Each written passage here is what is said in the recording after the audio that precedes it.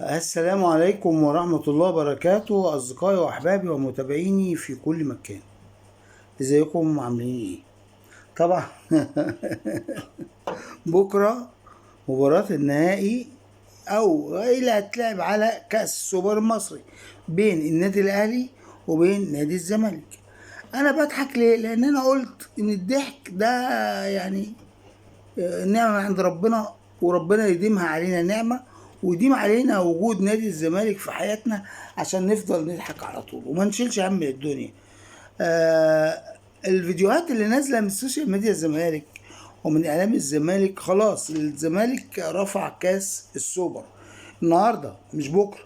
هو رفعه من بعد ما غلبوا بطل ابطال افريقيا الحاصل على بطولة افريقيا للانديه ابطال الدوري، فريق بيراميدز اللي هم مش عارفين بقالهم ربع قرن، ربع قرن، ويقول لك احنا نادي القرن. انت بقالك ربع قرن مش عارف توصل للبطوله دي، فغلبته، فانت بطل ابطال افريقيا، وانت زعيم الشريخ والمريخ وبتاع البطيخ، وانت هتخلي الاهلي يمشي على القايمه والعارضه بتوع الشبكه، وهتديله سكور بقى 4 و5 زي محمد بانجو، اقصد محمد صبري اقصد، وهتبقى الدنيا يعني زبادي بالخطلات وعليه فواكه بقى، فواكه قطع. انت هتجيب الفواكه وتقطعها، ويعني لعيبه الاهلي هتقعد تعيط وتصرخ في الملعب بعد المباراه عشان البطوله راحت منها. فكل ده شيء مبشر، كل ده شيء والله يعني انا ما بزعلش، انا بتبسط وبقول يا رب زيدوا، يا رب زيدوا، يا رب خلي اللعيبه والمشجعين بتوع الزمالك يزيدوا في فيديوهاتهم. آه المهم، نفسي اشوف آه نظرة التفاؤل دي مستمرة، ما فيهاش تمهيد لحجج ومبررات. لو خسرنا من الاهلي فعندنا مبررات جاهزة، اللي هو الزمالك جه عليه اتحاد الكوره، وجه عليه الاتحاد الافريقي، وجه عليه الاتحاد الاسيوي، وجه عليه الفيفا، وجه عليه الحكام، وجه عليه الدنيا كلها عشان يكسبوا الاهلي. التحكيم هو اللي كسب الاهلي، مش عارف ايه هو اللي كسب يعني في قصص، في خطوات هم شايلينها في الدرج عشان يطلعوا مبررات لما بعد المباراة في حال اذا خسروا، وده مش وارد في قاموسهم ابدا.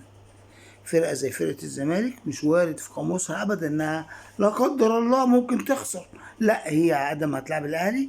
الاهلي لقمة طرية، الاهلي لقمة صائغة، فهيكسبوا. فلذلك انا بقول طول ما انت معاك زملكاوي، طول ما انت تعرف زملكاوي، طول ما ليك صديق زملكاوي او جار زملكاوي او قريب زملكاوي، عادي جدا، لان ده وارد جدا تلاقيه يعني كل 200 300 نفر اهلاويه هتلاقي في وسطهم واحد زملكاوي، فعادي لازم يبقى هو فاكهه الجروب يعني.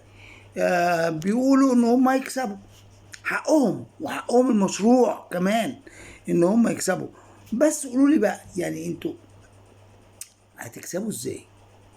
يعني قول لي بالله عليك، انت هتكسب ازاي؟ بايه؟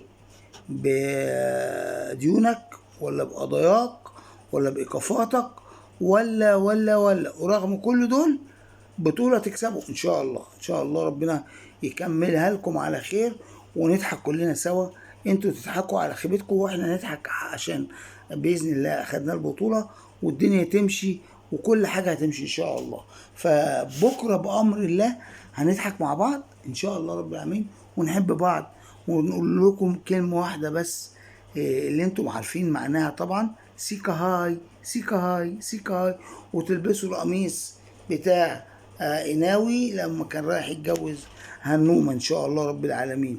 عموما ان غدا لناظره لقريب، فان شاء الله ميعادنا بكرة الساعة 5 في 5:30 في الامارات، وبعد الماتش نبقى نتقابل ونتكلم مع بعض ونضحك ونفرح، بس يا رب يبقى في روح رياضية للطرفين، للأهلي وللزمالك. السلام عليكم.